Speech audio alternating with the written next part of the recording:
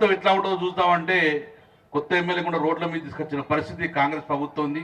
మీకోసం రైతుల కోసం ఈరోజు పాదయాత్ర చేసిన వారికి సంఘీభంగా మేము అందరం వచ్చిన కాబట్టి వారికి శుభాశీస్సులు తెలియజేసుకుంటూ సోదరుడు సంజయ్ కుమార్ గారికి అన్న ఈరోజు మేమందరం కూడా ఒక గాడ్ ఫాదర్గా ఒక బుల్లెట్గా ఒక ఆయుధంగా వాడుకునే మా అన్న హరీష్ అన్న ఈరోజు వచ్చిందంటే ఇది నా జిల్లా, నాది కూడా నా ఊరు కూడా ఇదే జగిత్యాల జిల్లా కాబట్టి మా జిల్లాకు వచ్చినందుకు అన్నకు స్వాగతం ఉత్సాహం తెలియజేస్తూ అన్న కొప్పునిశ్వర గారికి వేగంచిన పెద్దలందరికీ సమయం లేదు కాబట్టి ఎక్కువ సమయం కూడా తీసుకోము, ఎందుకంటే అన్న మాట్లాడాలి.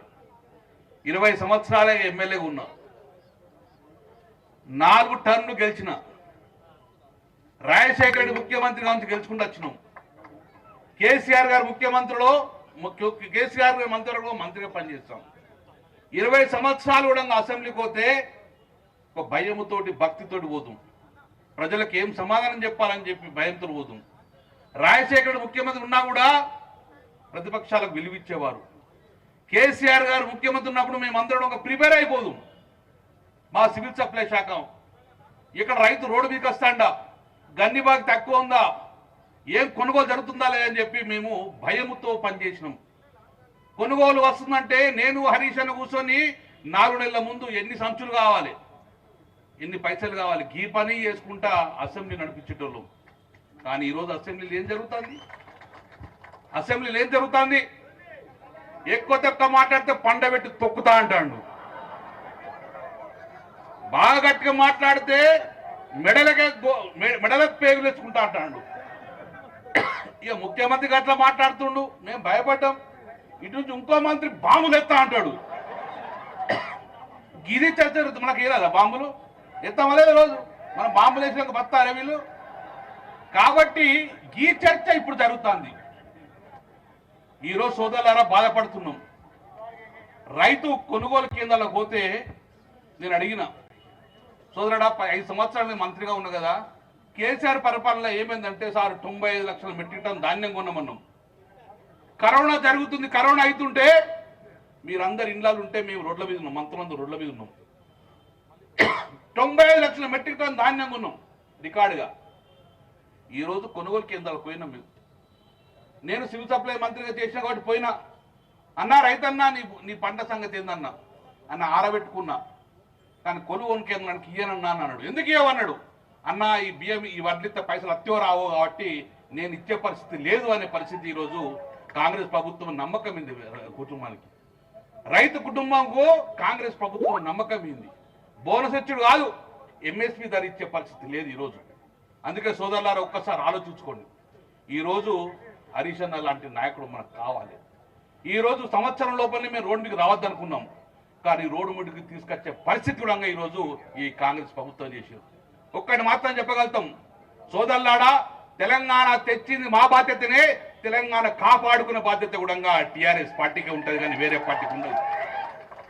వీళ్ళు వచ్చిపోయేటోళ్ళే, కానీ తెలంగాణ గడ్డ మీద ఉండేది ఒక బీఆర్ఎస్ పార్టీ మాత్రం ఉంటుంది. అందుకే ఈరోజు సోదరులారా చెప్తున్నాం, ఈ నాయకులు ఏ మంత్రి ఏం మాట్లాడుతుండో తెలియదు, ఏ మంత్రి ఏం సైకిల్ అసెంబ్లీలో చేస్తుండో తెలియదు.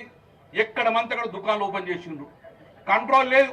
పెద్ద దుకాణం చిన్న దుకాణమే నడుస్తాను తప్ప కానీ ఎక్కడ ప్రభుత్వం నడిచే పరిస్థితి లేదు, ప్రభుత్వం నడిచే పరిస్థితి లేదు.